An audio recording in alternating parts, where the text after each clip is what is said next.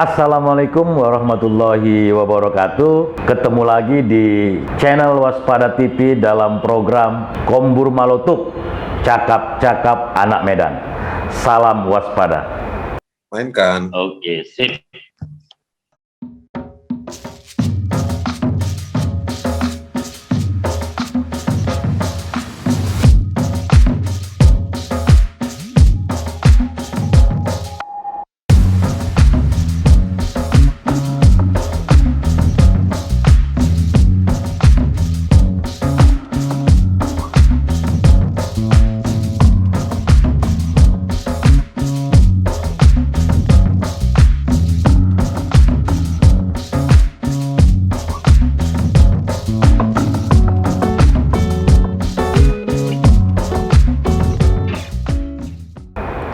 Pemirsa TV, hari ini tamu kita atau narasumber kita adalah orang yang paling populer di seluruh Indonesia saat ini.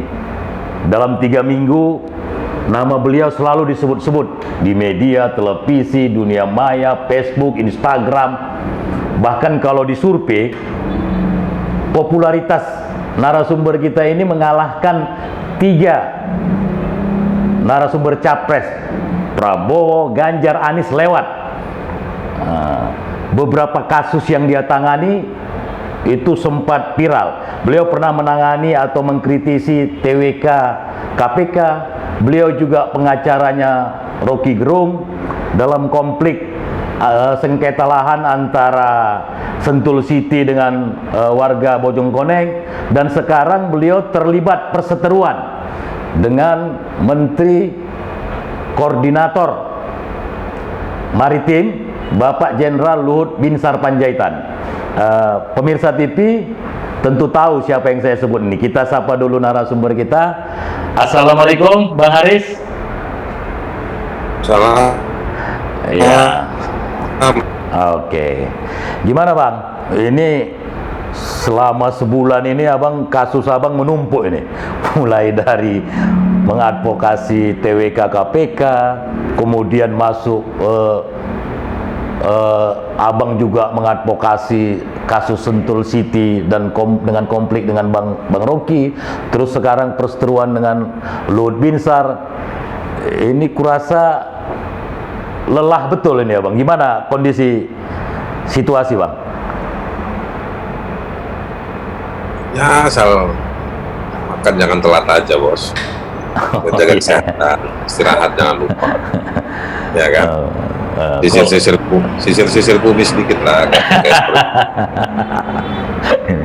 Kakak pun pusing nih Bang ya. Santai aja lah, cuman nikmatin aja kan Indonesia ini sebetulnya. Kalau Anda bilang saya banyak ngurusin kasus ya rame, sebenarnya masalah di Indonesia jauh lebih ramai dan ruwet. Jadi saya ini cuma sebetulnya ya coba ya saya emang begini dari dulu ya, dari 20 tahun lebih ya kan. Ya seneng bukan seneng ya, tapi ya resah dengan situasi. Saya merasa meyakini dan melihat sebenarnya ada banyak hal yang bisa kita benahi. Jadi ya ada resiko-resiko itu ada, tapi ya setiap diam pun ada resiko Pak. Iya. Nggak ngapa-ngapain itu juga ada resiko. Jadi ya bukan resiko yang kita kejar, tapi saya berusaha melihat ada sesuatu yang harus bisa lebih baik. Oke, Bang.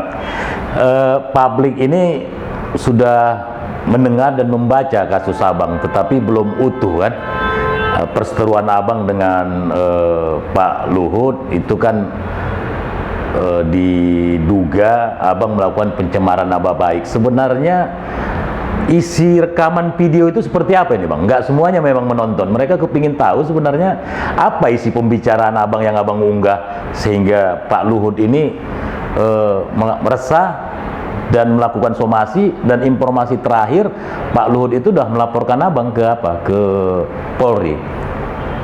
Apa sebenarnya isi pembicaranya, Bang? Saya bisa kasih gambaran singkat tentang video saya, tapi kalau soal kenapa Pak Luhut resah, ya Bung Casper harus wawancara Pak Luhut, bukan saya. Iya.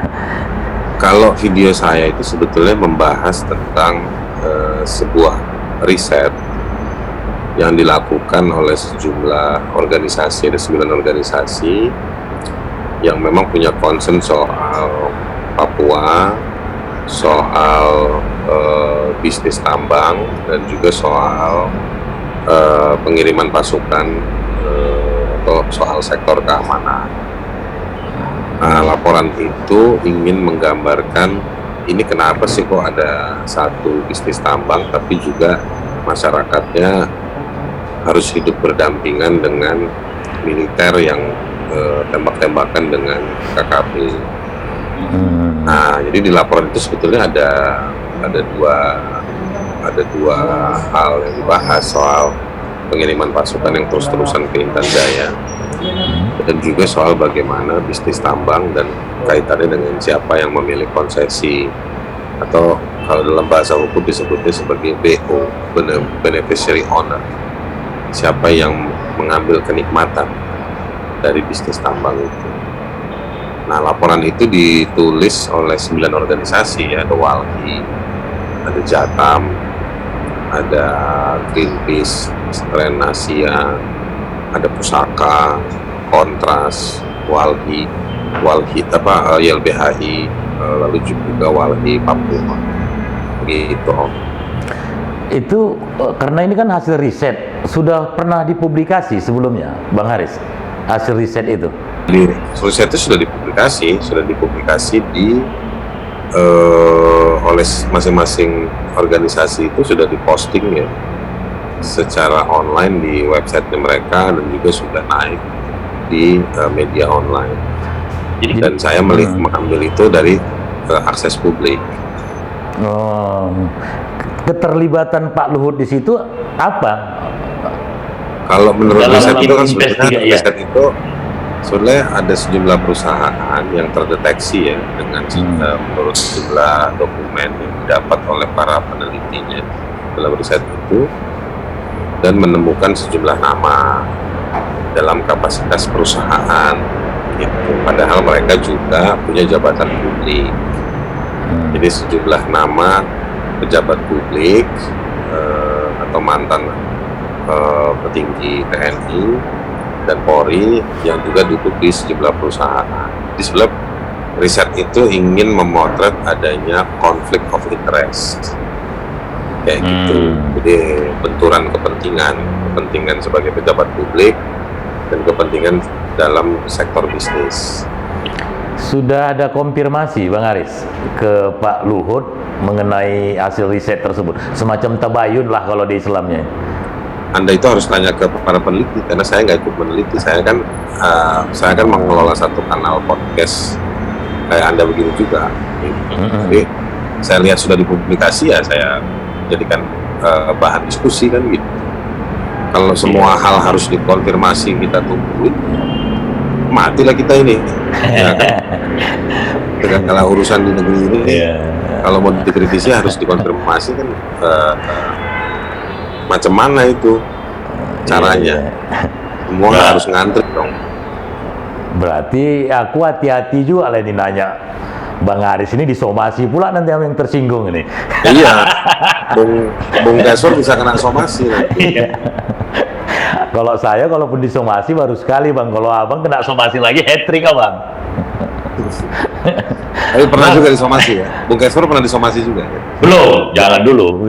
Tapi kalau disomasi Pak Jokowi, asik juga itu presidennya. Boleh lah, coba-coba sekali-sekali. Nanti Abang ajari lah. Iya. Bang, ini kan sebenarnya somasi itu setahu saya itu kan semacam peringatan, adalah niat baik atau itikat baik dari Pak Luhut, ya semacam teguran. Dia kan nggak langsung ke pengadilan, dia kepingin ada semacam abang untuk datang atau minta maaf atau klarifikasi atau apa. Kenapa abang tetap dicuekin lah, abang cuek terhadap somasi tersebut, seakan-akan abang Enggak, saya berani melalui kuasa hukum saya jawab. Saya jawab jawab, cuman mereka itu saya minta maaf. Gitu. Nah, saya bilang, saya kalau soal minta maaf saya nggak ada masalah. Persoalannya, halnya adalah dijelaskan dulu apa masalahnya. Saya menjelaskan kalau saya punya akun YouTube, yang akun YouTube itu saya gunakan, kita kan kerja juga punya ukuran. Nah, terus saya menjelaskan, saya kan dituduh punya agenda tertentu. Saya nggak punya agenda. Saya begini aja gitu. Saya disangkain saya ini punya agenda untuk apa ya? Mungkin saya nggak paham. Yang intinya kurang lebih mungkin kontra terhadap Pak Luhut. Ya, belakangan ini kan juga rame yang bilang saya ini sebenarnya bisa telepon Luhut. Ya memang saya bisa telepon. Cuma kan saya bukan yang punya riset. Ngapain juga saya jadi telepon dia atau ngabarin dia, kirim linknya, kasih tahu Pak, ini ada baca begini. Terus nanti dia tanya saya, nanti kan saya disangka jadi kayak orang. Saya nggak mau. Itu. Saya nggak punya surat kuasa. Saya nggak punya jabatan untuk dalam posisi tengah-tengah dari beberapa LSM itu kepada Pak Luhut, atau dari Pak Luhut kepada LSM. Nggak ada saya. Nah, saya ingat posisi saya ada YouTube saya bahas di situ. Iya. Itu. Ada yang menarik tadi. Iya. Ada yang menarik. Dan saya begini, kenapa Iya, saya mau membahas laporan itu di antara mungkin laporan-laporan lain yang juga ada. Karena saya tahun lalu itu jadi ketua tim kemanusiaan untuk Intan Jaya, lokasi tambang Blok Wabu itu, daerah yang mau ditambang. Dan saya menemukan sendiri fakta-fakta bahwa ada rencana untuk eksploitasi, selama ini eksplorasi. Jadi begitu saya baca laporan 9 organisasi itu, saya merasa, wah ini menarik nih dibahas. Dan saya cek sudah diposting. Ya udah, berarti kan boleh digunakan. Ada pertanyaan juga dari masyarakat, kan itu sudah lama penelitiannya. Enggak, baru. Baru ya. Orang nanya kenapa diungkap sama Bang Haris sekarang, ada apa itu? Baru ya. Oke, terkait tadi apa yang abang bilang tadi kan abang dekat dengan Pak Luhut, bisa teleponan lah, saling komunikasi. Dekat itu kan juga kata yang bahaya, seperti apa dekatnya. Artinya pernah beberapa kali saling berteleponan, terlepas masalahnya apa? Masalahnya itu juga orang berasumsi apa yang dikatakan oleh Pak Juniper Girsang, ini mohon maaf ini Bang Haris kan dia minta saham. Ya, seperti itu. Artinya orang nyambung, Bang Haris dekat, pernah teleponan, kemudian ada informasi kata Pak Juniper Girsang, abang minta saham Freeport, lalu disambungkan orang logikanya karena tak dikasih, lalu diungkap kasus ini. Itu gimana tanggapan abang? Klarifikasi. Tahu lah, masyarakat ini kan liar cara berpikirnya, Mas. Mungkin Mas bisa konfirmasi atau ya nggak apa-apa, masyarakat mau gitu. Tapi saya kan orang hukum ya. Saya jadi bidang hukum, profesi saya lawyer juga, advokat. Lucunya statement itu keluar dari si pengacara Juniper Girsang, yang menurut saya mengasumsikan dia juga sudah tahu aturan hukum. Jadi begini, saya selalu bilang sama wartawan 3 hari belakangan ini, lucu juga kalau saya minta saham ke Pak Luhut untuk Freeport. Pertama, Pak Luhut Binsar Panjaitan dalam posisi jabatan publiknya sebagai Menko Marves, dia tidak bisa menentukan soal saham, ya kan? Ya. Nah, saya sendiri tidak punya kapasitas untuk menjadi memiliki saham tersebut. Itu, oke bos. Oke. Jadi kalau dibilang bahwa ada bentar. Oh, udah dibayar ya? Kalau misalnya dibilang saya ini untuk minta saham, saya pikir nggak salah alamat, nggak benar. Terus apa Dalam menurut segi- abang? Iya. Dalam Sabar, saya mau pertemuan. jelasin. Oke, Sabar, siap. saya mau jelasin.